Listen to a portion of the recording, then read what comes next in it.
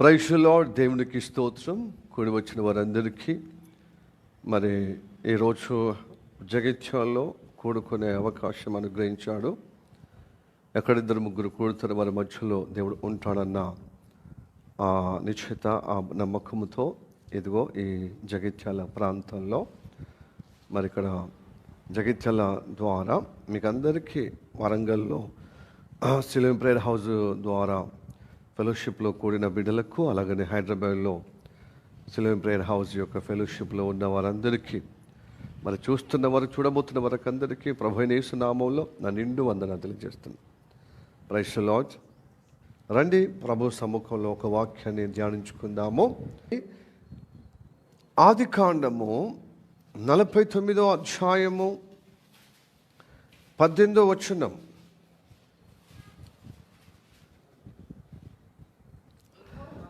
యెహోవా నీ రక్షణ కొరకు కనిపెట్టి ఉన్నాను. ఈ వాక్యం మన వినికిలు దేవుడు దీవించునుగాక.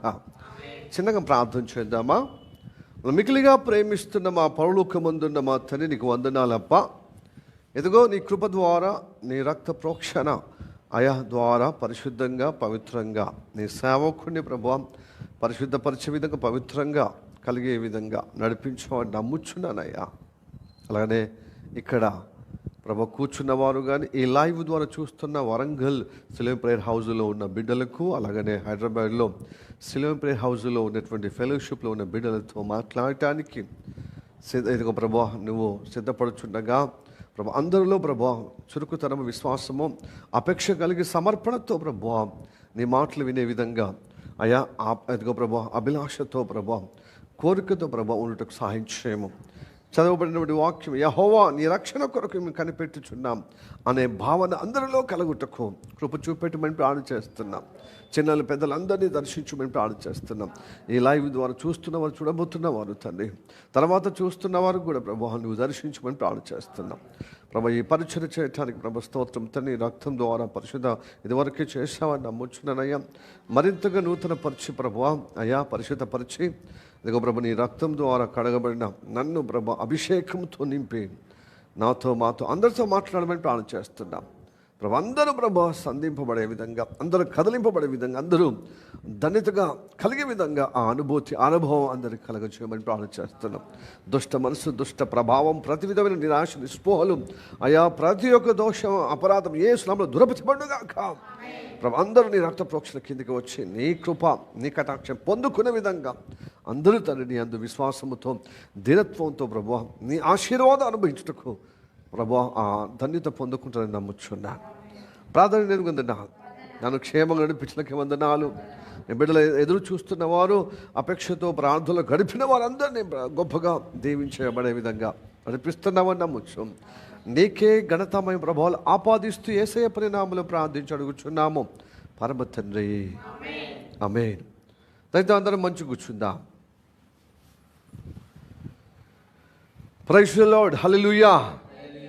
ఆదికాండము 49వ అధ్యాయములోనున్న 18వ వచనం మనము మూలవాక్యంగా చదివాం. ప్రియ దేవుని బిడ్డలారా, అందరూ సిద్ధంగా ఉన్నారని, అలక్ష్యంగా ఉండొద్దు. దేవుని వాక్యం పట్ల లక్ష్యం ఉంచితే దేవుడు సహాయం చేస్తాడు. దేవుడు మీ పరిస్థితిని మారుస్తాడు. ప్రతి ఆదివారం నడిపించేది ఎందుకు తెలుసా?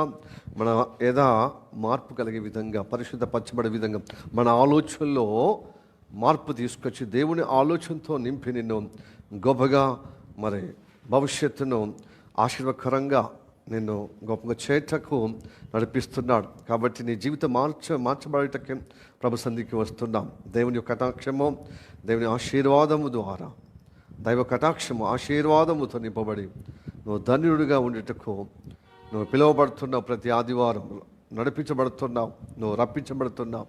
అది గ్రహించాలని ప్రభు ప్రేమ ద్వారా తెలియజేస్తున్నాను. ఓకే, ఇక్కడ వాక్యానికి అందాము. ఆదికాండం 39వ అధ్యాయము. ఇది ఆశీర్వదింపబడినటువంటి అధ్యాయము. అంటే యాకోబు తన అవసానము వయసులో, అవసానం అంటే చివరి వృద్ధాప్యములో, చివరి తన వృద్ధాప్యంలో పిల్లలందరినీ, తన కుమారులందరినీ, తన కడుపున పుట్టిన కుమారులందరినీ పిలిచి ఒక్కొక్కరి మీద చేతులేసి అంత్య దినాలు సంభవించేటువంటి సంగతులను వారికి ఆశ్చర్యకరంగా, వారికి ప్రవచనంగా వాళ్ళను మరి ప్రవచిస్తూ, వాళ్ళని దీవిస్తూ, వాళ్ళని బలపరుస్తూ, వారికి హెచ్చరిక చేస్తూ వాళ్ళ మీద చేతులుంచి ప్రార్థన చేస్తున్నాడు.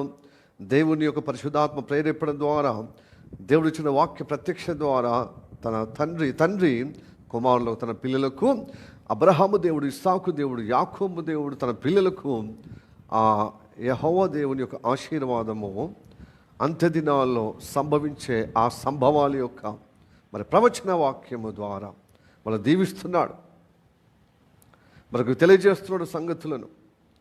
అదే క్రమంలో ఈరోజు మనము మూలవాక్యమే చదివాం. రూబేను, రూబేను, సిమియోను, లేవి, యోబు మొదలైనటువంటి యోదా, ఇస్సాకారు, జెబులోను మొదలైనటువంటి కుమారులందరిని పిలుస్తూ ఆశీర్వదిస్తూ ఉన్నాడు. అంటే వారికి మరి దీవిస్తూ ప్రవచన వాక్యం ద్వారా వాళ్ళను దర్శిస్తూ ఉన్నాడు. హల్లెలూయా. కావాలంటే మనం వాక్యం చదువుదాము. 49వ అధ్యాయం 1వ వచనం. యాకోబు తన కుమారులను పిలిపించి ఇట్లా, నేను మీరు కూడి రండి, అంత్య దినములలో మీకు సంభవింపబోవు సంగతులను మీకు తెలియజేసేదను అని వాళ్ళని పిలిచాడు. Hallelujah. Praise the Lord. Hallelujah. 2వ వచనము. యాకోబు కుమారులారా కూడి వచ్చి ఆలకించుడి, నీ తండ్రి అయిన ఇజ్రాయేలు మాట వినుడి అని ఒక్కొక్కరి పట్ల ప్రవచన వాక్యం తెలియజేస్తున్నాం. అంత్య దినాలు సంభవించబోయే విషయాలను ముందే ఆది కాండము అంటే ఆదిలోనే వాళ్ళను తెలియజేస్తున్నాడు. అంటే క్రీస్తు పూర్వము దాదాపుగా 1700 సంవత్సరాలు. ఎన్ని సంవత్సరాలండి? 1700 సంవత్సరాల కాలంలో ఎదుగో ఈ ప్రవచన వాక్యము 17 సంవత్సర సమయంలో ఆయన ఈ విధంగా తన కుమారులకు దేవుడు ప్రవచన వాక్యము అంత్య దినాల్లో సంభవించే సంగతులు తెలియజేస్తున్నాడు. హల్లెలూయా. Praise the Lord. రూబేను తెలియజేస్తున్నాడు, సిమియోను తెలియజేస్తున్నాడు. అలాగా తెలియజేస్తూ దాను కాడికి వచ్చాడు అన్నమాట. ఇప్పుడు మనం చదవబడినటువంటి మూలవాక్యం దానును బట్టే ఈ వాక్యము చెప్పబడ్డది. అయితే దానుకు తన స్వభావం ఎలాంటిదో చూడండి. దాను ఎవరు అంటే యాకోబుకు లేయా భార్య, అలాగనే రాహేలు భార్య. లేయా దాసి అయినటువంటి బిల్హా ఒక దాసి ఉంది. అలాగనే రాహేలు కూడా ఒక దాసి. రాహేల్ దాసి బిల్హా, లేయా దాసి జిల్పా. సో వీరందరి కుమారులు 12 మంది కుమారులు అనమాట. వీరు కలిగిన కుమారులు 12 మంది. ఇప్పుడు బిల్హా, రాహేలు దాసి అయినటువంటి బిల్హా మరి కుమారుడైనటువంటి దాను సమయాన్ని వచ్చినప్పుడు ఈ విధంగా అంటున్నాడు. ఏమంటాడు? 16వ వచనం చదువుదాము. దాను ఇశ్రాయేలు గోత్రికుల వలె తన ప్రజలకు న్యాయము తీర్చును. సరిపోయింది, ఆగండి. దాని అనే పేరు అర్థం ఏంటంటే తీర్పు ఇచ్చుట, తీర్పు. ఎందుకంటే రాహేలును ఎక్కువ ప్రేమించాడు యాకోబు. తననే పెళ్లి చేసుకునేటువంటి ఆ సంతోషంలో ఉన్నప్పుడు ఆ దేశ ఆచరణ ప్రకారంగా పెద్ద ఆమె ఉన్నప్పుడు చిన్న ఆమెను పెళ్ళికి ఇవ్వబడరు కదా. అందుకోసమే తండ్రి బాధ్యతగా పెద్ద కుమార్తెను ఫస్ట్ వివాహం చేశాడు. అలాగా అక్క మీద అసూయ పడ్డదనమాట రాహేల్. అప్పుడు అసూయపడి నాకు చెందవలసినటువంటి భర్త నీవు పొందుకున్నావంటే ఆమె చేసేది ఏమీ లేదు. తన తండ్రే లేయనుకు మరి భర్తగా మొదటి భర్త అంటే యాకోబు భర్తకు ఫస్ట్ ఆయన ఇచ్చాడు కదా. అయితే ఆమె చిన్న చూపు చూడబడ్డది లేయ కాబట్టి దేవుడు లేయ గర్భం తెరిచాడు. ఆమెకు పిల్లలు పుడుతూ ఉన్నారు, కుమారులు పుడుతున్నారు. అప్పుడు రాహేలుకు చాలా కడుపుమంచ, చాలా మరి తన అక్కను ద్వేషించిన కారణాన్ని బట్టి తన గర్భము ముయ్యబడ్డది. సో నాకు పిల్లలు లేకుంటే ఏంటి, నా దాసి ఉంది కదా అని చెప్పి దాసిని భార్యగా యాకోబుకి ఇచ్చి ఆమె ద్వారా ఎదుగో బిలహా ద్వారా దాను కుమారుడు పుడతాడు. దాను పుట్టినప్పుడే ఆమె అనుకుంటే దేవుడు నాకు తీర్పు ఇచ్చాడు, నా సమస్యకు తీర్పు, న్యాయం అంటే న్యాయమైన తీర్పు ఇచ్చాడు. న్యాయమైన తీర్పు, న్యాయవంతుడు, న్యాయమైన తీర్పు అనేది ఇదిగో దాననే పేరు కడతామన్నమాట. అందుకోసం దానని పెట్టి ఆ తర్వాత నఫ్తలి పుట్టినప్పుడు మా అక్కతో పోరాటం చేసి గెలిచి తిని అని చెప్పి నఫ్తలి అని పేరు పెట్టింది అనమాట. ఇప్పుడు దాని విషయానికి కదా, అందరి విషయాలు చెప్తే సమయం ఆగబోతుంది. అడప మనం అందరి కుమారుల యొక్క పేర్ల యొక్క విషయాలను వారి యొక్క మరి నడవడి యొక్క దేవుని యొక్క ప్రణాళిక కలిగిన వాళ్ళ యొక్క నడవడిని బట్టి మనం నేర్చుకొని బలపరచబడి ఆదరించబడుతున్నాం. ఈరోజు దాని గురించి తెలుసుకోబోతున్నాం. దాను ఇజ్రాయెల్లో చేరట అందరికీ న్యాయమైన తీర్పు చెప్పే విధంగా ఉన్నాడట. హల్లెలూయా. దాను ఇజ్రాయెల్ గోత్రకుల అవలే, అంటే ఇజ్రాయెల్ మిగతా ఇజ్రాయెల్ ఉన్నారు కదా. ఇజ్రాయెల్ అంటే ఎవరు? యాకోబు మారు పేరు ఇజ్రాయెల్. ఇజ్రాయెల్ కుమారులు అన్నప్పుడు ఇజ్రాయిల్ అన్నమాట. ఇజ్రాయిల్ అంటే రూబెన్ వస్తాడు, సిమియోన్ వస్తాడు, లేవి వస్తాడు, మొదలైన అందరూ వస్తారు. 12 మంది కుమారులు ఇజ్రాయిల్ అనమాట. ఇజ్రాయెల్ మిగతా అన్నదమ్ముల లాగానే ఆయన కూడా వారికి వలె ఈయన కూడా న్యాయమైన తీర్పు చెప్పే విధంగా ఉన్నాడట. అయితే అతని యొక్క కపట స్వభావము తెలియజేస్తున్నాడు, అతని యొక్క తన తత్వాన్ని తెలియజేస్తున్నాడు. ఎవరు? తండ్రి తెలియజేస్తున్నాడు. 17వ వచనం, దాను త్రోవలో సర్పముగాను, నువ్వు త్రోవలో ఒక సర్పములా ఉంటావు. ఇంకా దారిలో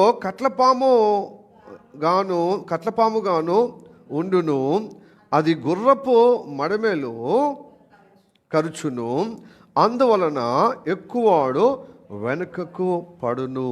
ఇది చాలా మట్టుకు గంభీరంగా కనపడతారు మనుషులు, కానీ దాని యొక్క విషయంగా దాని వంశస్థులు కానీ రాను రాను దాని ఏం చేస్తాడు? ఇజ్రాయెల్ వలె అన్నదమ్ముల్లో ఒక అన్నదమ్ములుగా వంశులుగా చేరి న్యాయం తీర్చే విధంగా ఉంటారు. కానీ అతని స్వభావం మాత్రం, తన వంశాల స్వభావం మాత్రము ఎలా ఉంటుంది చెప్పండి?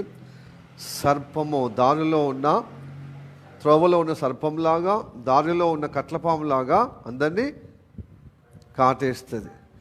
గుర్రమును ఎక్కిన వారు కింద పడే విధంగా ఆ గుర్రం యొక్క కాలుకు కాటేస్తుంది. సో అలాంటి స్వభావం అన్నమాట దాను.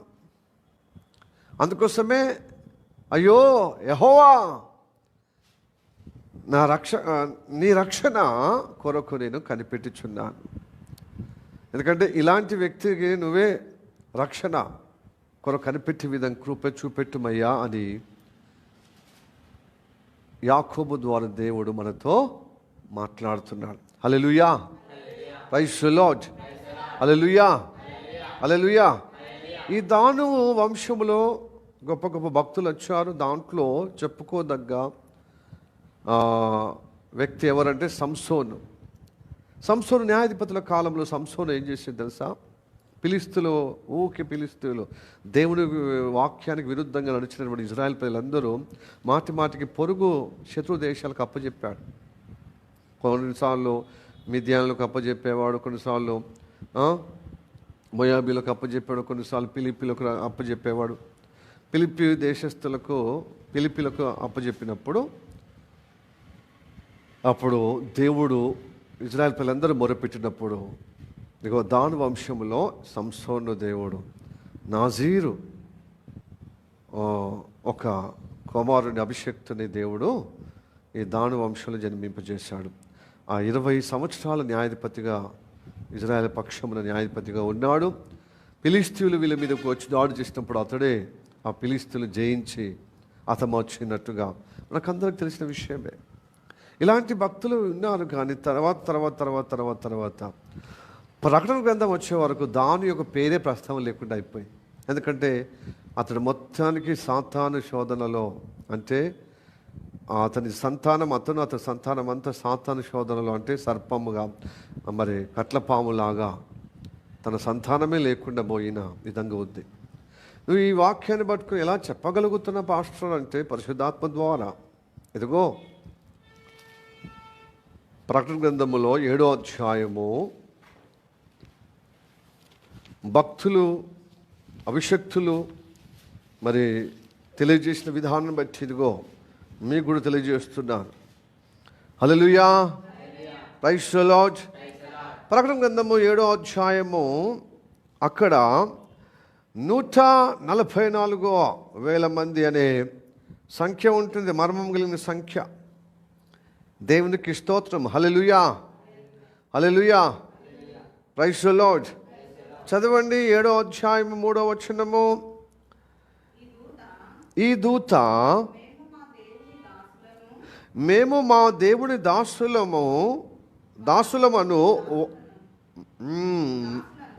మా దేవుని దాసులను వారి నొసల్ల యందు ముద్రించు వరకు భూమికైనను సముద్రముకైనను చెట్లకైనను హాని చేయవద్దని బిగ్గరగా చెప్పాను. ఇప్పుడు చదువుదాం 4వ వచనం. మరియు ముద్రింపబడిన వారి లెక్క చెప్పగా వెంటనే ఇశ్రాయేలు గోత్రములన్నిటిలో ముద్రింపబడిన వారు 144,000 మంది. ముద్రింపబడిన వారు దేవుని ముద్ర నొసళ్ళ మీద, ఇట్టి వారి మీద తెగుళ్ళు ఏమాత్రమో అంటదు తాకదు అని దేవుడు ప్రవచన వాక్యంగా చెబుతూ ఇప్పుడు అందరినీ వరుస క్రమముగా యూదా నుంచి స్టార్ట్ చేస్తారన్నమాట. యూదా గోత్రములో ముద్రింపబడిన వారిని, అలాగనే రూబేను గోత్రములో అందరూ 12,000 మంది అని చెప్పి అందరి గోత్రాలు ఉంటాయన్నమాట. గాదు గోత్రం ఉంటుంది, అలాగనే అషేర్ గోత్రం ఉంటుంది, నఫ్తలి గోత్రం ఉంటుంది, అలానే మనుష్య గోత్రం ఉంటుంది, సిమియోను గోత్రం ఉంటుంది, ఇస్సాకారు గోత్రం ఉంటుంది, లేవి గోత్రం ఉంటుంది, జెబులోను గోత్రం ఉంటుంది, యోసేపు అంటే ఎఫ్రాయిముకు బదులుగా యోసేపు గోత్రము ఉంటుంది. కానీ అందులో ఒక మిస్ అయింది, ఒక గోత్రం. ఏంటి చెప్పండి? దాను గోత్రం మిస్ అయింది కదా. ఎందుకంటే అంత దినాలు సంభవించబోయే సంగతులను ముందే ప్రవచన వాక్యంగా తన కుమారులకు మూల పురుషులకు చెబుతున్నాడు, గోత్రకర్తలకు చెబుతున్న ఈ దాను అనే వ్యక్తి ఇజ్రాయెల్, అందుకోసం ఇజ్రాయెల్ వలె వారి దేశానికి లోకానికి న్యాయాధిపతులుగా తీర్పు చెప్తారు కదా. సమస్య వచ్చినప్పుడు, ఇబ్బంది వచ్చినప్పుడు, అజ్ఞానం ఉన్న వారికి, సమస్య వచ్చిన వారికి ఇబ్బందిగా ఉన్నప్పుడు పరిష్కరించుటకు దేవుని పక్షంలో దేవుని ప్రతినిధులుగా ఇజ్రాయెల్ వలె తీర్పు చెప్తున్న న్యాయమైన తీర్పు. కానీ ఇతనికే న్యాయం లేదు, ఇతనికే స్వభావం సరిగ్గా లేదు. ఇలాంటి వాళ్ళు చాలామంది దానులాగా సంఘములో చేరిపోయి భక్తుల్లాగా చలామణి న్యాయంగా జీవిస్తున్నంత మేషధారిగా ఉంటూ ఇతరులకు తీర్పు చెప్తారనమాట. ఇట్లుండాలి, గట్లుండాలి. దాను అట్లనే నటిస్తున్నాడు. దాను యొక్క వైఖరి అట్లనే ఉంది. కానీ తన స్వభావం ఏముంది తెలుసా? తండ్రి బట్టబయలు చేశాడు. 17వ వచనంలో కనబడుతున్న 49వ అధ్యాయము ఆదికాండం.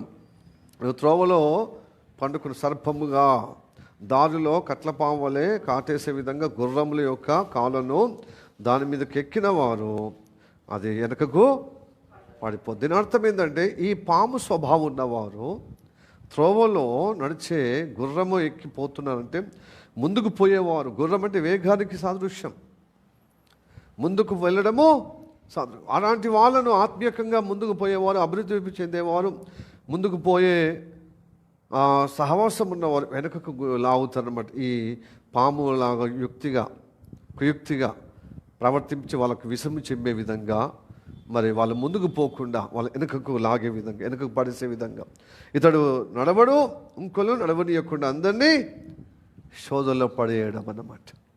ఇలాగా ప్రియా దేవుని బిడ్డలారా, మీరు దాని స్వభావంలాగా ఉంటే ఎదుగో మనం దేవుని యొక్క సంఖ్యలో ఉండం. ఈ 144 లేక 144,000 మంది యొక్క మరి సంఖ్య, ఇది ప్రవచనమైన సంఖ్య, ఇది మర్మం కలిగిన సంఖ్య. కాబట్టి నీవు ఈ సంఖ్యలో చేరవన్నమాట. ఈ సంఖ్య పరిపూర్ణత లోకమంతటికి చూపిస్తున్నాను. అయితే ఇంతే మంది కాదు, 1,44,000 మంది కాదు, ఈ సంఖ్య అనేది పరిపూర్ణం అన్నమాట. ఈ సంఖ్య అనేది పరిపూర్ణము. లోకములో అందరూ ప్రభువులో రక్షణ పొందిన వారందరూ ఈ సంఖ్యలో చేరే విధంగా మరి ప్రవచన వాక్యంగా దేవుడు తెలియజేస్తున్నాడు. అక్షర రూపకంగా ఏమో ఇజ్రాయేలుకు తెలియజేస్తున్నాడు. అంత్య దినాల్లో ఈ సంఖ్య మరి గోత్రం నుంచి రక్షణలో నడిపించబడుతుంది. కానీ దేవుని బిడ్డలకు మాత్రం ఈ సంఖ్య పరిపూర్ణమైనది. మరి ఈ సంఖ్య ఒక మర్మము కలిగినది. కాబట్టి రానున్న కాలంలో ఈ సంఖ్య గురించి ఇంకా వివరంగా మనం తెలుసుకుందాం. ఇదివరకే ప్రకటన గ్రంథం యొక్క ధ్యానంలో ఇది తెలుసుకుని ఉన్నాం. సో మీరు కొంతమంది గుర్తుండకపోవచ్చు. రానున్న కాలం ముందు రోజులు మనం తెలుసుకుందాం. సమయం కాలాతీతం అయిపోయింది కాబట్టి, చాలా సమయం పోయింది కాబట్టి ఈరోజు దేవుడు మనం ఏదైతే మాట్లాడటానికి ఉన్నాడో అది తెలుసుకొని మనం విడుదల పొందుకుందాం. దాని యొక్క గోత్రంలాగా, దాని యొక్క స్వభావంలాగా ఉండొద్దు. ప్రియ దేవులారా, యాకోబు సంతతి, యాకోబు కుమారుడే, కానీ తన వైఖరి నామకార్థంగా లేకపోతే పేరుగా ఉన్నాడు. మరి గంభీరంగానే మేకపోతు గంభీరంగా ఉన్నాడు, కానీ తన క్యారెక్టర్, తన తత్వము సర్పంలాగా ఉంది. ఆది ఘట సర్పము ఆదమవలను ఏ విధంగా తప్పు మార్గం నడిపించి ఆ తప్పు మార్గం నుంచి దేవుడు ప్రత్యేకంగా అబ్రహాము ద్వారా ఏర్పరచుకున్నటువంటి వాగ్దానముతోని స్థిరపరచబడుతున్నటువంటి మరి ఈ సంతానము మరి మళ్ళా ఇప్పుడు యాకోబు సంతతిలో ఒక దాను రూపంలో సాతాను మరి కార్యాలు జరిగే విధంగా, అంటే ఈ సర్పతత్వము, ఈ కట్లపాము యొక్క ఇతరులను విషము చిమ్మే విధంగా, కాటేసే విధంగా ఉన్న మరి తత్వం ఉన్నదని మనకు హెచ్చరిక చేస్తున్నాడు. ఇలాంటి వారు మన సంఘములు, సాంస్కృతిక సంఘములో ఉంటారు. క్రైస్తవులు ఉన్నట్టుగా అందరికీ భక్తులుగా కనబడతారు, అందరికీ న్యాయంగా చెప్పినట్టు కనబడతారు, కానీ వారి స్వభావం, వారి వైఖరి విషయంతో నిండిన సర్పములాగా ఉంటారన్నమాట, కట్లపాములాగా. ముందుకు పోతున్న, ఆత్మీయంగా ముందుకు పోతున్నవారు, అభివృద్ధి చెందుతున్నవారు, ఏ వేగంగా దేనికితో అనుబంధముగా కొనసాగుతున్న వారిని వారికి కాటేసి వెనకకు లాగుతారు, విషము జిమ్మి, వారి మాటల ద్వారా, వారి ప్రవర్తన ద్వారా. అందుకోసము ఆది కాండంలో కనబడుతున్నవాడు దాను పరంగంధం వరకు కనమరుగైపోయాడు. సంతతే కనమరుగైపోయింది. సో అందుకోసమే యాకోబు అంటాడు, అంత్య దినాలు సంభవించే సంగతులను తెలియజేస్తున్నాం. కాబట్టి దాని యొక్క విధానములో ఎవరైనా సంఘములో ఉంటే మార్పు చెందాలి. ఎందుకంటే సాతాను సకల మానవులను తన విషముతో, పాపమనే విషముతో అందరినీ కలుషితం చేసింది. మొదటి మానవులే కలుషితం చేసింది. ఇది ఆదమవలను. వారి కడుపున పుట్టిన ఈ లోకమంతటా విస్తరించబడిన సంతానము, ఒకటి ద్వారానే లోకమంతటా వ్యాపించినటువంటి ఈ జన సంఖ్య, దాని నుంచి దేవుడు యేసు ప్రభు జన్మించి యూదా గోత్రంలో అద్భుత కన్యగర్భంలో జన్మించి ఈ లోకాన్ని మళ్ళీ రక్షించటానికి ఆయన మానవుడిగా అవతరించి ఆయన చనిపోయి తిరిగి లేచాడు. ప్రియదేవులారా, యేసుప్రభుని ఒక దైవంగా ఎందుకు మిగతా దైవాలకు యేసుప్రభుకు భిన్నంగా ఏంటంటే చనిపోవటానికి వచ్చాడు. ఆయన మారణాయుధాలతోని, అసలు దేవుడికి మారణాయుధాలు అవసరమే లేదు. ఆయన కందృష్టితోని ఆయన దిగి రావడం అవసరం లేదు. దుష్టుడు ఎక్కడో ఆయన పరమందునే ఉండి ఆయన నోటి మాటతోని, తన అగ్నిజ్వాల మాటతోని, లేకపోతే ఆయన వాక్యం అనే ఖడ్గముతోని సంహరించవచ్చు. తన అగ్నిజ్వాల నేత్రలతోని, కంటి చూపుతోని సంహరించవచ్చు. దేవునికి మారణాయుధాలు అవసరం లేదు, మనుషులకు అవసరం మారణాయుధాలు.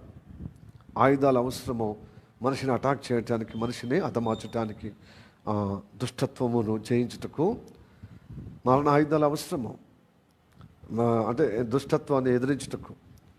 కానీ దేవుడు సకల మానవుల్లో పాపం అనే ఆ విషం ఉంది కదా, ఆ విషయాన్ని తీసేటానికి తను సిలువలో బలియాగమై ఆ విషయాన్ని తన పరిశుద్ధ రక్తం ద్వారా విరిచాడన్నమాట. ప్రియ బిడ్డలారా, ఈ రక్తం ద్వారా మనము ప్రతి క్షణం ప్రతిదినము ప్రోక్షణ పొందుకోవాలి. ఎందుకంటే మనము విషము కలిగిన, పాపమనే విషము కలిగిన స్వభావం, పాపమనే గుణము కలిగిన విషయంలో ఉంటున్నాం. ఇది విషములో ఉన్నటువంటి స్వభావం వల్ల మనము బాగుపడము, మనము దీవించబడము, మనము రక్షణ పొందము, ఇతరులను రక్షణ నడిపించలేని విధంగా ఉంటాం, ఇతరులకు ఆశ్చర్యకరంగా ఉంటాం, మనం శపించబడే తత్వంలో ఉంటాం. ఆ విషయానికి ఫలితం ఏంది? శాపం. కాబట్టి ఈ శాపమైన ఈ లోకములో, విషమైన ఈ లోకంలో, పాపమనే ఈ లోకములో మనం రక్షణ పొందుకున్న యేసయ్య ద్వారా ఇంకేందంటే, నువ్వు ఆదమర్చి నీ భక్తి జీవితంలో నువ్వు కొనసాగబడకుండా బలహీనంగా నువ్వు ప్రవర్తిస్తే ఈ విషయం ఎక్కువ పెరుగుతుంది. నువ్వు నిలబడలేవు, ఇంకోళ్ళు నిలబెట్టలేవు. నువ్వు పడిపోవడమే కాకుండా అందరిలో నువ్వు చలామణి అయినట్టుగా వేషధారిగా జీవిస్తూ ఇతరులను కాటేస్తూ ఉంటావు. నీ మాటల ద్వారా ఇతరులను ఎందుకు లాగే విధంగా ఉంటావు. ప్రియా దేవుని బిడ్డలారా, అందుకోసమే ఈ మూర్ఖతరము నుండి వేరే ఈ రక్షణ పొందమన్నాడు. నువ్వు రక్షణ పొందినా ఈ మూర్ఖతరములో నువ్వు కలిసిమెలిసి ఉంటే, కులమని, మతమని, ఈ పాప స్వభావాన్ని ఉంటే నీకు రక్షణ నిలకడగా స్థిరపరచబడదు, రక్షణ కొనసాగించబడదు. రక్షణ అంటే ఏంటిది? అది గంభీరమైన విషయం అండి. అది అర్థమైనట్టే ఉంటుంది, అర్థం కానట్టుగా అవుతుంది. అది అనుభవిస్తే తప్ప రక్షణ అనేది చెప్పేది కాదు. అంటే చెప్పైతే ఎంత మనము నేర్చుకున్నా, ఎంతమంది ఉపదేశకులు ఉపదేశించినా కొంతవరకే రక్షణ అంటే ఇలా ఉంటుందా అని. కానీ దాన్ని ఇంకా తెలుసుకోవాల్సిన విషయాలు చాలా బోల్డ్ ఉంటుంది. అందుకోసమే భక్తులు చాలామంది అంటారు, రక్షణ గురించి తెలియజేస్తారు వాక్యం. ఎందుకంటే రక్షణ పొందింది వాస్తవమే. యేసు ప్రభువును ఎవరైతే నోటితో ఒప్పుకొని హృదయంతో విశ్వసిస్తున్నారో, యేసయ్య నా కోసం మానవుడు అవతరించి సిలువలో బలియాగమై ఆయన చనిపోయి తిరిగి లేచిండు, నా పాపశాపం, నా విషము విరగొట్టడానికి కలవరి సిలువ పైన చేయబడ్డాడు. కానీ రక్షణ పొందిన నీవు నోటితో ఒప్పుకున్నావు యేసయ్య ప్రభు అని, నువ్వు హృదయంతో విశ్వసించావు ఆయన రక్షకుడని, అప్పుడు నీతి కలుగున్నట్లుగా నీకు రక్షణ కలుగుతుంది. రోమిల రాష్ట్ర పత్రిక 10వ అధ్యాయం 9-10 వచనాల్లో. మరి ఇంకే రక్షణ పొందిన తర్వాత మళ్ళీ మనం దానులాగా ఎలా తయారు? మరి యాకోబు కడుపులో పుట్టలేదా? ఇజ్రాయెల్ కడుపులో పుట్టలేదా? ఇజ్రాయెల్లో ఒకడు కదా, ఒక గోత్రం కదా దాను మరి త్రోవలో పండుకున్న సర్పంలాగా, మరి దానిలో పండుకున్న సర్పంలాగా, త్రోవలో కట్లపాములాగా అందరినీ ఎందుకు కాటేసే విధంగా తన వైఖరి, తన వంశం, తన తత్వం ఎందుకు అయిపోయింది? హల్లెలూయా, ప్రైజ్ ది లార్డ్. ఎందుకు అయిపోయింది అంటే ఆ రక్షణ, దేవుడిచ్చిన వాగ్దానము కొనసాగించలేకపోయాడనమాట. ప్రియదేవుల రక్షణ పొందిన నీవు ప్రతిదినం ప్రతిక్షణం రక్షణలో కొనసాగే విధంగా, బలపరచబడే విధంగా, స్థిరపరచబడే విధంగా దేవునితో నువ్వు సహవాసం వ్యక్తిగతంగా ఉండాలి, పరిశుద్ధులతో సహవాసం ఉండాలి. లేకపోతే పొందుకున్న రక్షణ మళ్ళీ బలహీనమైపోతుంది. హలో చెప్పండి, ప్రైజ్ ది లార్డ్. యేసు ప్రభువుని నమ్ముకున్నావు, రక్షణ వచ్చింది, అది వాస్తవమే. మళ్ళీ బాప్తిసం తీసుకోకపోతే ఆ రక్షణ కొనసాగించబడదు, ఆగిపోతుంది. అందుకోసమే నమ్మి బాప్తిసం తీసుకున్నవాడు రక్షింపడు, నమ్మని వానికి దేవుని యొక్క నిబంధనలోనికి రావాలంటే, దేవుని యొక్క రాజ్యములోనికి నువ్వు స్థిరపరచబడాలంటే ఏం చేయాలి? యేసు ప్రభువు నమ్ముకోవడమే కాకుండా ఏం చేయాలి? దేవునికి విధేయతగా, సంపూర్ణంగా విధేయతగా నువ్వు నిలబడుతున్నావని రుజువుగా నువ్వు బాప్తిసం తీసుకోవాలి. అగో యేసయ్యను సొంత రక్షకుడు అంగీకరించాడు కదా, అంగీకరించాడు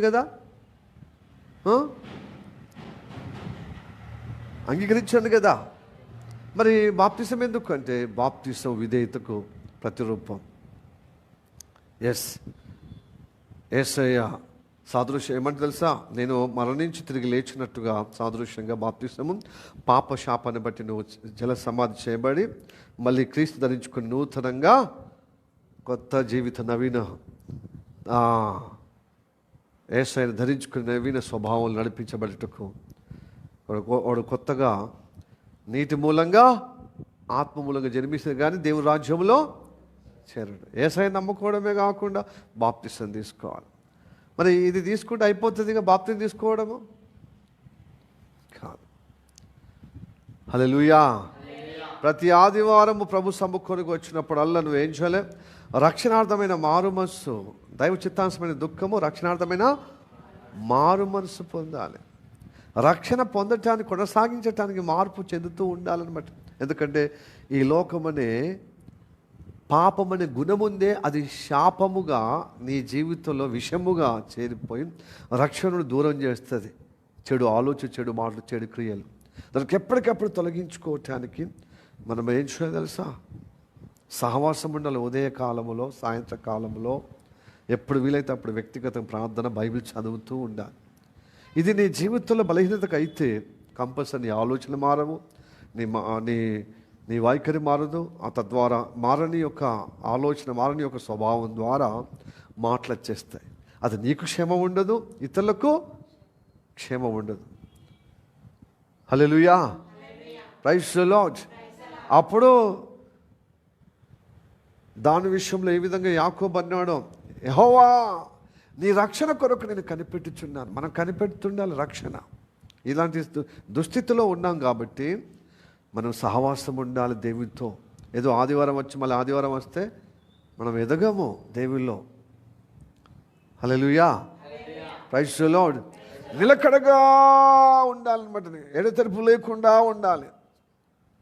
అందుకోసమే అంతవరకు సహించిన వాడు రక్షింపబడును. మత్తయి సువార్త 24:13 అంతవరకు నీ జీవితం ఉన్నంత వరకు రక్షణను సహిస్తూనే ఉండాలి. ఎన్ని బాధలు, ఎన్ని గాథలు, ఎన్ని ఆర్థిక ఇబ్బందులు, ఎన్ని శోధనలు, ఎన్ని ఇబ్బందులు నీకు ఎదురవుతున్నా, అవమానం ఎదురవుతున్నా, నీ బలహీనతలో నేను ఉక్కిరిబిరి చేసిన దేవుని వాక్యంగా బ్రతకటకు పరిశుద్ధాత్మ నడిపింపులో, దేవుని ప్రణాళికలో నీ జీవితం నెరవేర్పుగా నడిపించబడుతున్నప్పుడు నీకు ఎంత ఇబ్బంది కలిగినా అది సహిస్తూ భరిస్తూ క్రీస్తు నామములో నడిపించబడాలి ఈ లోక కష్టాలకు, ఈ లోక శోధనకు. అందుకోసం అంతవరకు సహించిన వాడు రక్షణ ముందే బయట పొందుకున్నాం కదా యేసయ్య నమ్ముకున్నప్పుడే. అంటే అది అనుదిన ప్రక్రియ అన్నమాట. ప్రతి క్షణము, ప్రతి గడియ, ప్రతి దినము అది రక్షణలో కొనసాగించబడాలి. లేకపోతే ఆగిపోతుంది. అందుకోసం ఈ మూర్ఖతరం నుండి వేరై రక్షణ పొందాలి. అదే కదా అపోస్తులైన పేతురు చెప్తాడు, అపోస్తుల కార్యము 2:40 కదా, ఈ మూర్ఖతరం నుండి వేరై రక్షణ పొందాలి. దానిలో రక్షణ కొనసాగించబడదు. ఈ మూర్ఖం, ఈ బంధుత్వంలో, కులములో, మతములో వారి ఆలోచన వేరు, వారి విధానం వేరు, వారి కులము, వారి మతం అని పట్టుకొని పోతారు. మన మతము భక్తులం కాదు, కులము భక్తులు అంతకంటే కాదు. కులము, మతము, ఈ లోక తత్వం అంతా వదిలిపెట్టి క్రీస్తు ఆలోచనతో, క్రీస్తు తత్వంతో మనం రక్షణ పొంది ఆయన తత్వం కలిగి, ఆయన గుణములో కలిగి ఉండటకు వచ్చి ఉన్నాం. అందుకోసమే ఈ లోకమంతా చీకటి అనే పాపంలో ఉంది. ఈ పాపం అనే ఈ విషయంలో ఉన్న ఈ మానవులు నిత్య నాశనంలో ఆది ఘట సర్పం యొక్క కాటుకు గురై ఎడిగిపోతున్న నరకంలో పోతారన్నమాట. సో దాంట్లో బలైన వాడు ఎవరు? దాను తన అట్లా అయిపోయిన ఇతరులను కూడా ముందుకు పోయేవారిని వెనక లాగే విధంగా, పడేసే విధంగా, ఆ గుర్రానికి కాలుకు కాటేసే విధంగా అలాగా తయారైపోతారు. అందుకోసమే సంఘంలో చూడండి, సంఘం అంటాం, కొత్త వాళ్ళు వచ్చినప్పుడు ఏంది దేవుని బిడ్డలు అంటారు చెప్పి వాళ్ళ మీద వీళ్ళ మీద విషయం చెప్పుకుంటారు. ఏంది వాళ్ళ పాస్టర్ గురించి, పాస్టర్ ముందటేమో ఎంతో ప్రైజ్ లార్డ్ హల్లెలూయా అని ఎంతో విధేయత, ఎంతో భక్తి ఉన్నట్టు, ప్రేమ ఉన్నట్టు, మర్యాద ఉన్నట్టు, లోబడుతున్నట్టు కనబడతారు. కానీ వెనక పోయిన తర్వాత, స్టార్ట్ అయిన తర్వాత పాస్టర్కి ఇట్లా కాదా, అట్లా కాదా అని నెగిటివ్ విషయం కక్కుతారు, విషయం చెబుతారు. అప్పుడు ఆ వ్యక్తులకు విషయం చెబితే ముందుకు పోతాడండి, వెనకబడతాడు. అరే నేను ఏదో అనుకున్న క్రైస్తత్వం కూడా ఇదే, దేని బిడ్డలు కూడా ఇదే రోగము, విషము చిమ్ముకునే రోగం ఉంది. విషము కక్కే రోగాలు ఉన్నాయి, విషం కక్కే రోగాలు ఉన్నాయి, విషం చిమ్మే విధంగా. అందుకోసమే విశ్వాసులు ఇద్దరు కలిస్తే మూడో వ్యక్తిని విషయం మాట్లాడతారు. ఏమి ఆత్మీయ విషయాలు మాట్లాడమా, ఆత్మీయంగా బలపడే మాటలు, సరపచ్చ మాటలు, క్షేమ అభివృద్ధి కలిగే మాటలు కాదు. అతడు ఇట్లా అట కదా, ఇట్లా అట కదా, ఇట్లా అట కదా అని నెగటివ్. అవి తనకు క్షేమము కాదు, నెగటివ్ మాట్లాడేవారికి క్షేమము కాదు, అది వినేవారికి అవి విషముగా వారు కాటేయబడే విధంగా వాళ్ళు ఎదగరన్నమాట. అందుకోసమే యేసయ్య రాకడ సమీపించిన కొద్దీ మీరేం చేయాలి తెలుసా? ఆ దినము సమీపించిన కొద్దీ ఒకరికొకరు హెచ్చరిక చేసుకుంటూ, పురుగొలుపుకుంటూ, ప్రేమ చూపుటలో, సత్కారం చేయట్లో ఎడతెరపు లేకుండా కొనసాగించబడాలి. అదే కదా. ఎక్కడ ఉంది అది? హెబ్రీయులకు రాసిన పత్రిక 10వ అధ్యాయం 24వ వచనం. త్వరగా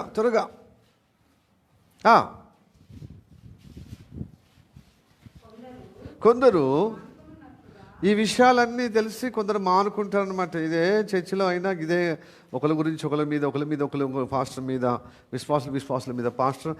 పాస్టర్ అయితే ముందట ఎంతో విధేయత చూపిస్తే తర్వాత వెనక ఇలాగా మరి విషం జిమ్మే విధంగా, విషం కక్కే విధంగా ఉంటారు. విశ్వాసులలో కూడా ఒకరి పట్ల ఒకరు ప్రేమ ఉండదు, ఐక్యత ఉండదు, ఓర్పు ఉండదు, సహనం ఉండదు, సహింపు ఉండదు. ఒకరికొకరు అందరు ఇట్లాగా విషం జింపుకుంటారు. కాబట్టి ఇలాంటి తత్వము చూసి కొంతమంది మానుకుంటారు అన్నమాట. చర్చికి రావడానికి బద్ధకం ఏముందని, కొంతమంది ఆర్థిక ఇబ్బందిని బట్టి, కొంతమంది మందగించే తనమును బట్టి, సోమని మందగించే తనం, అశ్రద్ధ, ఏదో రకంగా మానుకుంటున్నారు అన్నమాట. కొందరు మానుకున్నట్లు ఆ సమాజము కూడుట మానక ఒకరినొకడు హెచ్చరించుచు ఆ దినము సమీపించుట, దేవుడు రాకడ సూచనలు సమీపించుట మీరు చూసిన కొలది, గ్రహించిన కొలది మరి ఎక్కువగా సహవాసముతో దేవుని గణపరుస్తూ సేవిస్తూ చేయొచ్చు, ప్రేమ చూపుటకును సత్కార్యములు చేయుటకును ఒకరినొకడు ప్రేరేపించబడాలి, పురిగొల్పుకోవాలి. పురిగొల్పుకునేటకు ఆలోచన చేయండి, ఆలోచన చేయాలి. మనము ఈ విషం జిమ్ముకుంటే ఏమైపోతుంది తెలుసా? దాను వంశంలాగా అయిపోతాం. ప్రారంభంలో దేవుని నమ్ముకున్న వాళ్ళం అవుతాం, కానీ చివరి వరకు మన జీవితం ఎక్కడి ముగించబడితే నరకంలో ముగించబడుతుంది. మన పేరే ఉండదు జీవ గ్రంథంలో. మన కుటుంబమే ఉండకుండా, మన పిల్లలే ఉండకుండా, మన సంఘములో ఉన్న వారు ఉండకుండా అయిపోతాం. అందుకోసం ఏం తెలుసా? యెహోవా నీ రక్షణ కొరకు కనిపెట్టుచున్నాను. ఆ రక్షణ ఎవరైతే కనిపెడుతున్న వారికి దేవుడు అనుగ్రహిస్తాడు. హల్లెలూయా. ప్రతి క్షణము, ప్రతి దినము, ప్రతి వారము రక్షింపబడాలి. మనం రక్షణకు ఆటంకమైనది తొలగించుకొని దుఃఖపడాలి. అందుకోసం దైవ చిత్తానుసరమైన దుఃఖము రక్షణార్థమైన రక్షణ కొనసాగుటకు ఎక్కడైతే తట్టుపడుతున్నామో, ఆటంకపరచబడుతున్నామో, అభద్రపరచబడుతున్నామో అక్కడ విడుదల పొందుకుంటాం. అది కావాలి ఏడుపు. అయ్యో నాకు ధనము లేదు, అయ్యో నాకు అందము లేదు, అయ్యో నాకు చదువు లేదు, అయ్యో నా పరిస్థితి, నా స్టేటస్ సరిగా లేదు, మిగతా వారు అన్నాన్ని. ఈ ఏడుపు కొట్టి ఈ లోకరీతి ఏడుపు కాదు. ఫస్ట్ మన స్వభావాన్ని బట్టి ఏడవాలి. ఏమన్నాడు? యెరూషలేము కుమార్తెలారా, మీకోసము మీ పిల్లల కోసం ఏడవండి, నా కోసం కాదు. ఎందుకో ఏడవాలయ్యా? మా కోసం, మా పిల్లల కోసం, మీ స్వభావం కోసం, మీ పిల్లల యొక్క ప్రవర్తన కోసం ఏడవండి. దేవుని బిడ్డలారా, కనడం కాదు ముఖ్యం, రక్షణ పొందడం కాదు ముఖ్యం, దాన్ని కొనసాగించబడే రక్షణ రావట్టుకు ఏడవాలన్నమాట. పిల్లలు ఏడవాలి, తల్లిదండ్రులు ఏడవాలి, తల్లిదండ్రులు వారి కోసం ఏడవాలి, పిల్లల కోసం ఏడవాలి, సంఘము ఏడవాలి, సంఘము కోసం, మాస్టర్ కోసం సంఘము ఏడవాల్సింది. ఎందుకు? రక్షణలో కొనసాగబడాలి. అంతవరకు సహించాలి, శోధనలు భరించాలి, శ్రమలు, విందులు, అవమానాలు, ఈ లోకాన్ని, ఈ లోక తత్వాన్ని సహిస్తూ భరిస్తూ దేవుని బిడ్డగా ముందుకు సాగుతూ అంతవరకు సహించిన వాడు ఏం చేస్తాడు? రక్షింపబడతాడు పరిపూర్ణంగా. దేవుని స్తోత్రం చెప్పండి. హల్లెలూయా, ప్రైజ్ ది లార్డ్, హల్లెలూయా. కీర్తనకారుడు చెప్తున్నాడు చూడండి, 119వ కీర్తన 119వ కీర్తన 166వ వచనం.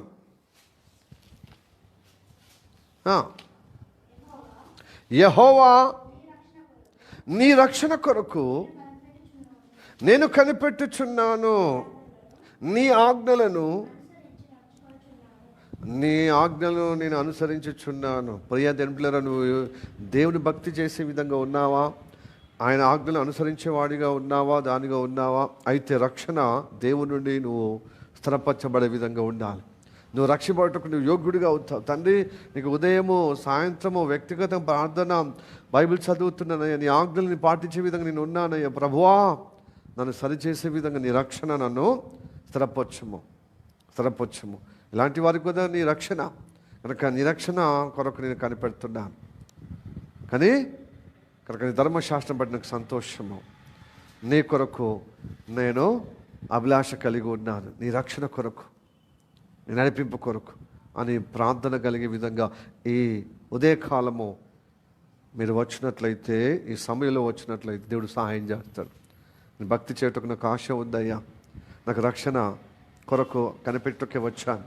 నాకు రక్షణ, ఈ వారములో నా ప్రవర్తన, ఈ వారములో నా భక్తి మరి కుడి ఎల్మలకు ఉంటే, నేను భక్తి చేసిన నా ఆలోచన వల్ల, నా మాటల వల్ల, నా క్రియల వల్ల ఆ పొందుకు రక్షణ బలహీనంగా అగాధము ఆటంకం చేసుకున్నాయా.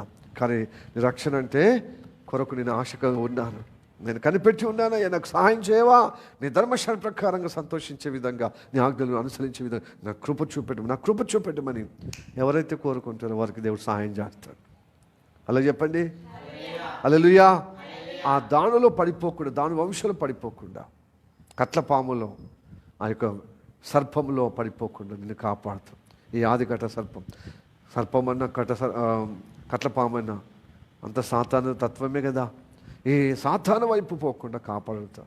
ఈ లోకంలో ఆ మతం కులములో పడిపోకుండా ఒక ప్రత్యేక దేవుని బిడ్డగా దేవుడు మరి ఆశీర్వాదంలో నిన్ను నన్ను నిలబెడతాడు.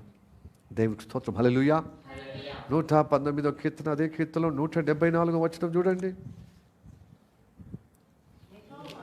యెహోవా నీ రక్షణ కొరకు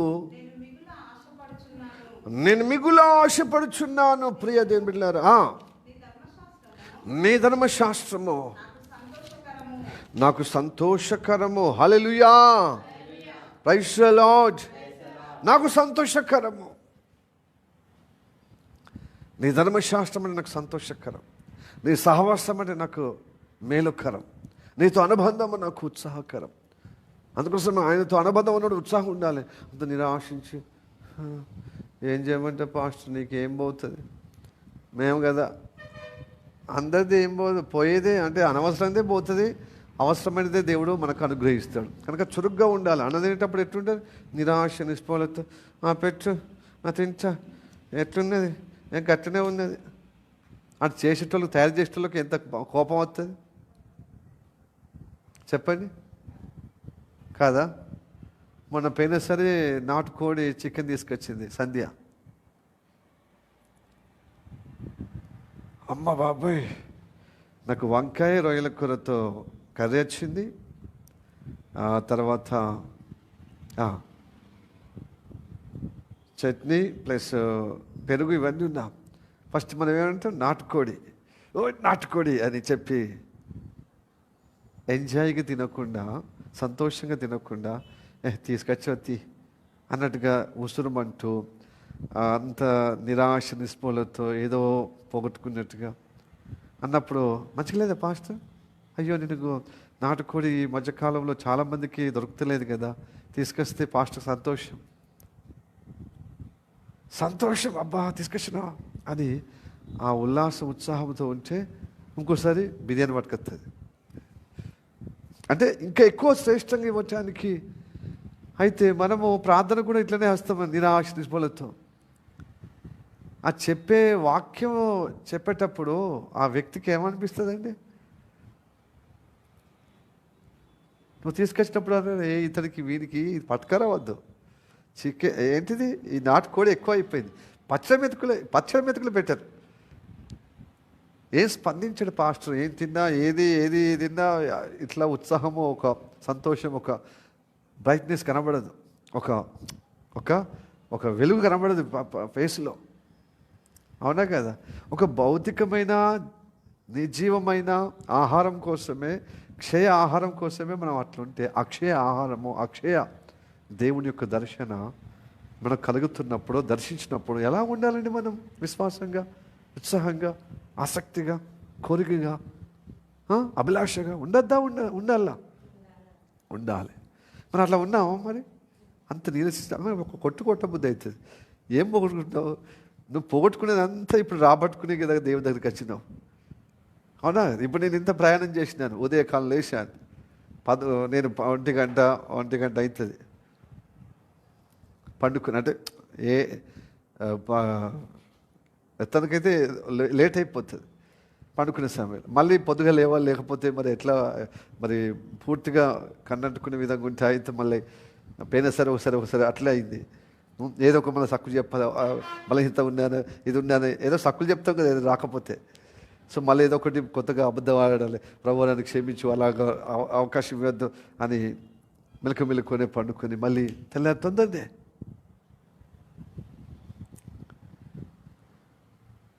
లేచి కాలకృత్యాలు తీర్చుకొని ఆసక్తిగా పరిగెత్తుకుంటేనే ఆటో రాకపోతే ఆటో దగ్గరికి వస్తాను. మళ్ళీ బస్ స్టాండ్కి వచ్చి ఎక్కడెక్కడ గాబర ముద్ద పట్టుకుని ఉన్నాడు ఒకడు. అది జరగండి వాడంటాడు, దాటేసే నాకు అంటే ముడ్లు పట్టుకుని అడ్డంగా ఉన్నావు, ఎట్లా పోవాలి అంటే పోవాలి అని. ఇప్పుడు ఈ రోజులలో ఎట్లుంటుంది, వాళ్ళే అన్ఈజీగా ఉంటారు. మళ్ళీ సరే పోనీ నేను పెట్టుకోవటాను కదా బాబు, నాకు టెన్షన్ ఉన్నదని చెప్పి అని వెళ్తూ అట్లా ఎంత వేగంగా వచ్చినా చూడు సమయం ఎంత అయింది. ఆయన నాకేమన్నా అంటే నిరాశ నిస్పృహలు, బాగా ప్రయాణం అయిపోయిన, అలసిపోయినా అట్లా ఉన్నానా నేను? ఇట్లున్నానా? కట్ చేస్తున్నా.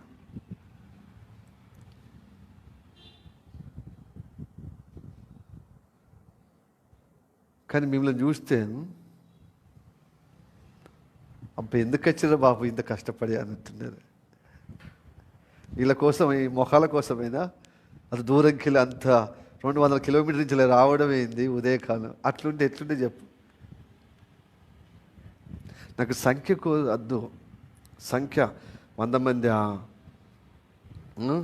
100 మందా 2-3 అని చూడను. నాకు ఇచ్చిన ఈ ధన్యత, నేను బస్సులో నేను కరీంనగర్ వరకు నేను మంచిగా వచ్చాను. ఆడ నుంచి ఇక్కడికి వచ్చే వరకు ఒక సవాల్, అంటే ఒక ప్రయాణం చాలా కష్టమైపోయింది. అయినా వచ్చిన నాకు ఇప్పుడు సీట్ దొరికేలా నిలబడాలని కాదు, అయ్యో నాకు లేట్ అవుతుంది.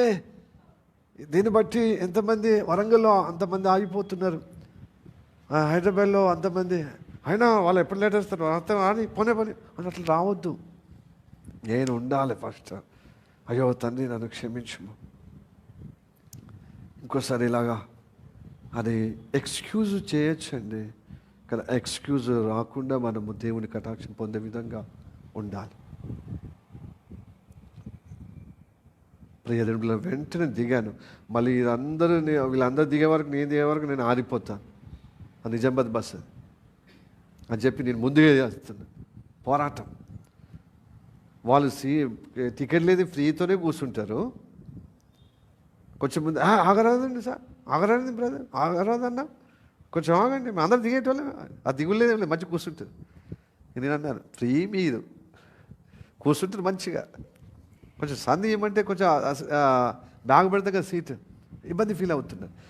ఇంతమంది ఉన్నప్పుడు ఓర్చుకోలే కదా, నేను తొలగేయాలని, నాకేమి ఇబ్బంది చేయాలని నాకేం లేదండి. అట్లా వాళ్ళందరినీ దాటించుకుంటూ ముందుగానే నేను బస్ ఆపగానే అక్కడ స్టేషన్ కాడ వెంటనే పరిగెత్తుకుంటూ ఎవరైనా నన్ను షూట్ చేస్తే మంచిగా ఉంటుంది, అప్పుడు తెలుస్తుంది. ఆటో కూర్చుంటే ఆటో కూర్చొనే మిషన్ కాంపౌండ్ సమయం వచ్చి మళ్ళీ ఇక్కడ లేట్ అయిందా ఇప్పుడు మళ్ళీ గాబర అమ్మా టీ ఉందా, పాలున్నాయా, అలసిపోయినా, ఏమైనా చేసినా, మీరు ఇచ్చినా ఇవ్వకున్నా సంతోషం, ఇస్తే సంతోషం, ఇవ్వకున్నా నాకు సంతోషం. అసలు నాకు వేడి త్వరగా తాగాలని కూడా నాకు ఆ నేర్పలేదు. అది కూడా ఒక అభిషేకం కావాలి, అది కూడా ఒక గొప్ప సేవకులకు సాధ్యం, నాకు సాధ్యం కాదు. గాబర తాగడం అనేది రిలాక్స్గా అసలు తాగాలనే కూడా ఉండదు.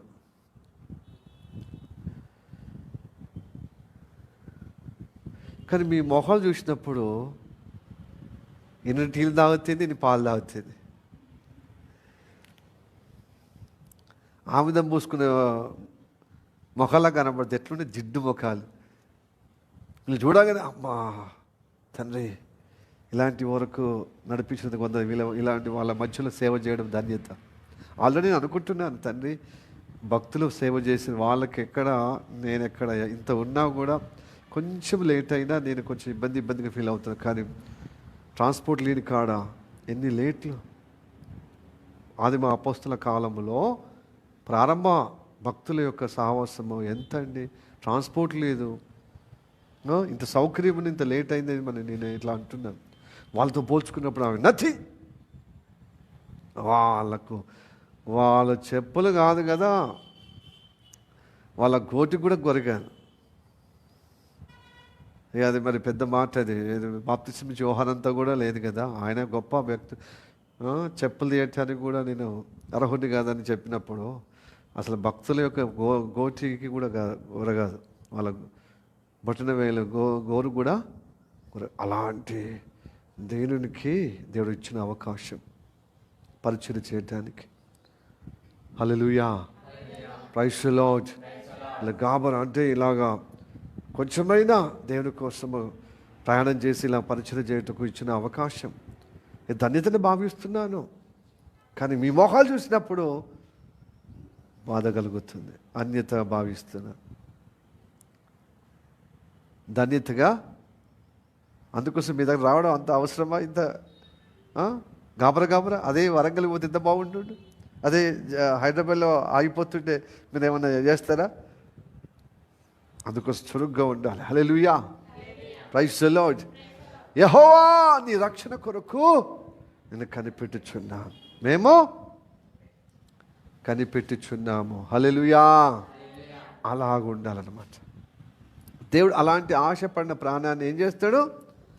తృప్తిపరిచే విధంగా రక్షణలో స్థిరపరుస్తాడు. ఈ వారములో ఆటంకంగా ఉన్న నీ స్వభావం, నీ ఆలోచన, నీ మాటలు, మన భక్తినత అని తొలగించి మళ్ళీ తన ఆలోచనతో, తన మాటలతో తన భక్తిని స్థిరపరుచుకుంటాడు. ఇట్లా ఉండరు. Praise the Lord. హల్లెలూయా. అవునా కాదా? దేవుడికి స్తోత్రం. తెల్లారిదాకా వండుకున్నారు, మళ్ళీ ఇప్పుడు ఇక్కడ ఆవలింతలు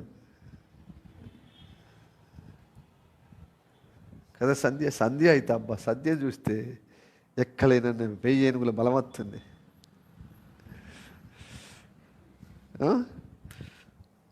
ప్రైజ్ ది లార్డ్. హల్లెలూయా.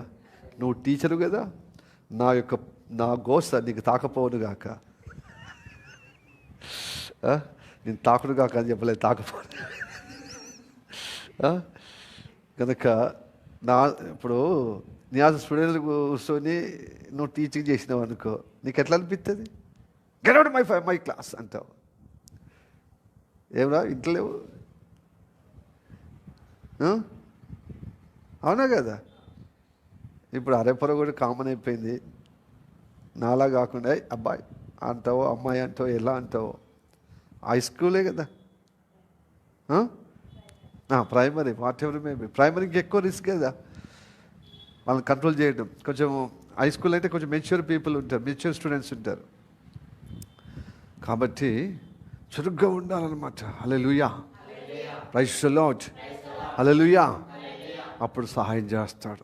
కీర్తన 33వ కీర్తన 22వ వచనం.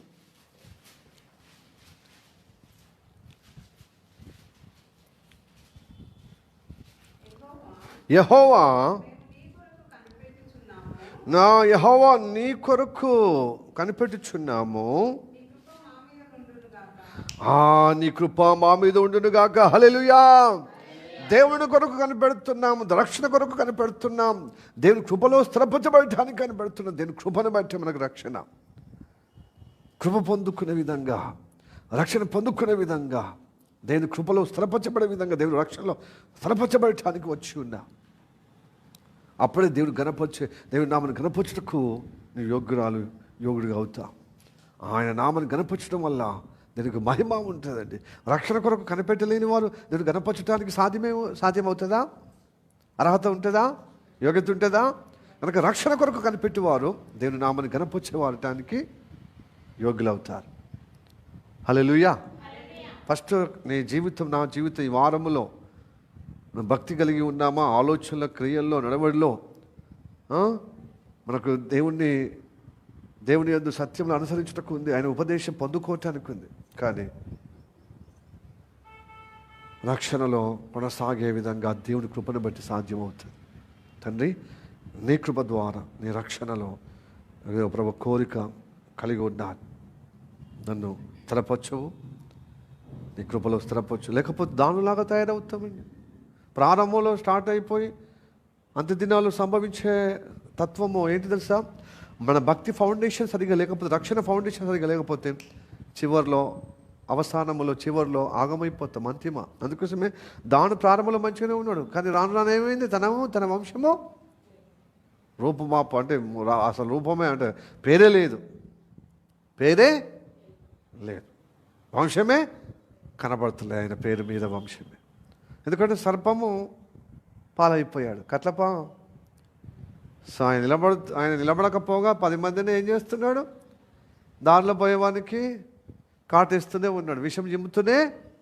ఆ విషం చిమ్మే తత్వం మన జీవితంలో ఉండకూడదు, ఈ లోకాన్ని చెల్లుతుంది. కనుక మనకు క్రైస్తవులకు కనుక ఆ విషం తత్వము చిమ్మే విధంగా ప్రవర్తన, ఆ భక్తినితో కలిగే విధంగా ఉన్నప్పుడు ఏం చేయాలి? యేసయ్య రక్తాన్ని ఆశ్రయించి ఆ శిలువ బలియాగం ద్వారా మళ్ళీ మనం సరి చేసుకుంటే ఆ విషయం మన ద్వారా ఆశీర్వాదమే రావాలి, క్షేమమే రావాలి, బలపరిచే విధంగానే రావాలి. స్థిరపరచబడే భక్తి నాకు ఉండాలి, ఇతరులకు కూడా అదే స్థిరము ఉండాలి. వేషధారులుగా ఇజ్రాయేల్ వలె ఇతరులకు న్యాయంగా తీర్పు చెప్పే విధంగా ఫోజులు కొట్టే జీవితం వద్దు, వేషధారమైన జీవితము వద్దు. నేను న్యాయంగా అనుభవంగా ఉండాలి, అనుభవంగా తీర్పు, ఇతరులకు పరిష్కారం చెప్పాలి, నిలబడుతూ ఇతరులు నిలబెట్టాలి. నేను పడిపోతూ ఇతరులు పడగొట్టే విధంగా నా జీవితంలో ఉండొద్దు కదా. కనుక మనము దేవునికి అర్పించుకుందామా? మన శరీరం, ప్రాణం, ఆత్మ అప్పచెప్పుకుంటాం. ఆ రక్షణ కొరకు కనిపెట్టిన వారికి అద్భుతం దేవుడు చేయునుగాక. ఆమేన్. హల్లెలూయా. ప్రార్థన చేద్దాం. అందరం తల్లి వంచుకొని ముస్తం ప్రార్థన చేద్దాం. మిక్కిలిగా ప్రేమిస్తున్న మా పరలోకమందున్న మా తండ్రి, నీకు వందనాలు, స్తోత్రం రాజా. ఇదిగో ప్రభువా, దాను ప్రభువా ఇజ్రాయేల్ కుమారుల్లో ఒక్కడు, యాకోబు కుమారులు ఒక్కడు తండ్రి. అందరినీ ఆస్వాదించి వారు, రూబేను కూడా తండ్రి పడకను అపవిత్రపరిచిన ఆయన కొంతవరకు ఓర్చబడి విడుదల పొందుకున్నాడయ్యా. క్షమించబడి అతను విడుదల పొందుకున్నాడు. కానీ అంతకంటే గౌరవంగా ఇక దాను విషయంకి వచ్చినప్పుడు అతను ఏమీ కనబడతలేదు తప్పిదములు, కానీ గంభీరంగా ఇజ్రాయేలుతో వలె కూడి న్యాయమైన తీర్పు చెప్పే విధంగా ఉన్నాడు. కానీ తను వాస్తవంగా తను త్రోవలో దానిలో పండుకున్న సర్పంలాగా ఉందని, ఆ త్రోవలో కట్లపాము వలె అయ్యా ఇదిగో గుర్రం యొక్క కాలును ఆ గుర్రం ఎక్కినవారు, అదిగో ప్రభు ఎక్కినవారు ఎప్పుడైతే గుర్రాన్ని ప్రభువా అతని విషయం చిమ్మినప్పుడు, సర్పంగా ఆ కట్లపాము కాటేసినప్పుడు ఆ గుర్రం మీద వ్యక్తి వెనక పడినట్లుగా తండ్రి, ఆ తత్వం ఉన్నవారు ఇదిగో ముందు పోతున్న వారికి ప్రభు ఇదిగో దేవునిలో కొనసాగుతున్న వారు వెనకకు పడేసినట్లుగా ఆ స్వభావము కలిగే విషం చిమ్మే తత్వము ఉంటే, ఆ పాపతత్వం ఉంటే, ఆ దుష్ట మనస్తత్వం ఉంటే ప్రభా మేము ఎదగకపోగా ఇతరులను పడేసే విధంగా ఉంటే ఇది సర్ప సంతానములో పడిపోతామని నువ్వు హెచ్చరికగా నాతో మాట్లాడవయ్యా, మాతో మాట్లాడవయ్యా. దానతత్వం నా జీవితంలో ఉండద్దు అయ్యా. ఎవరైతే యెహోవా నీ రక్షణ కొరకు ఎదురు చూస్తే ప్రభు ఆ తత్వం నుంచి విడిపించుతావయ్యా. నీ బలియాగం ద్వారా వారి విషయాన్ని వివరించి తండ్రి నీ రక్షణలో స్థిరపరిచే విధంగా, గుణపడే విధంగా, నీ గుణాతిశలో గుణపడే విధంగా ఆ చీకటి, ఆ విషయం, ఆ పాపతత్వం నుండి విడిపిస్తావయ్యా. ప్రభా ఇదిగో యెహోవా నీ రక్షణ కొరకు నేను కనిపెడుచున్నాను, నీ రక్షణ కోసం మేము కనిపెడుచున్నామని అది ప్రభు అనుకున్నవారు, యథార్థంగా కోరుకున్న వారికి, విశ్వాసంగా దాని వచ్చిన వారికి నీ రక్షణలో స్థిరపరచమని, నీ కృపలో ప్రభు నడిపించబడుటకు, నీ ఆజ్ఞలో నడిపించబడుటకు నేను అనుసరించే విధంగా నీ బిడ్డలుగా నిలబెట్టమని ప్రార్థన చేస్తున్నాను. ఈ వారములో ప్రభు పాపతత్వము, ఆ విషతత్వం తొలగించమని ప్రార్థన చేస్తున్నాను. చెడ్డ ఆలోచన, చెడు మాటలు, చెడు క్రియలు, భక్తినిత ఉదయకాలము, సాయంత్రము ప్రార్థనలో, పరిశుద్ధులతో ప్రార్థన, వ్యక్తిగత ప్రార్థన లోపించే తత్వము, నీ మాటలకు తగిన స్పందన లేనటువంటి తత్వం అంతా ఇదిగో ప్రభు దాను వంశంలో, దాను సంతాలో పడిపోయే ప్రమాదం ఉంది. ప్లీజ్ గాడ్ అవి ఎమోషనల్స్ ఎవరైతే ప్రభు నీ కోసం కనిపెడుతున్నారో వారికి కృప కలుగునుగా సెలవిచ్చి ఉన్నాం. ఎవరైతే వారి ప్రాణముతో నీ కొరకు తృష్టకొని ప్రభు నీ కొరకు ఆశ పెట్టుతున్నారో, కనిపెడుతున్నారో వారికి నీ కృప అనుగ్రహింపబడుగాక. అనగా నీ రక్షణలో కొనసాగించబడుదురుగాక. నీ రక్షణ కోసం తను పరితపించే వారికి అనుగ్రహించమని ప్రార్థన చేస్తున్నాను. ప్రభు నీ రక్తంలో కడుగుము, నీ బలియాదులు క్షమించి నీ జీవులు స్థిరపొచ్చి నీ ఆశీర్వాదంలో ప్రభా అయ్యా పాలుబాకులు చేయమని నిబంధనలో నిలబెట్టుమని ప్రార్థన చేస్తున్నాను. నీ కృప నియంత్రణుడుగాక. మా శరీరం ప్రాణమాత్మ నీకు అప్పచెబుతూ నా ప్రభు యేసు నామములో ప్రార్థించి అడిగి వేడుకుంటున్నాము పరమ తండ్రి. Amen, amen, amen. May the God bless you. Praise the lord.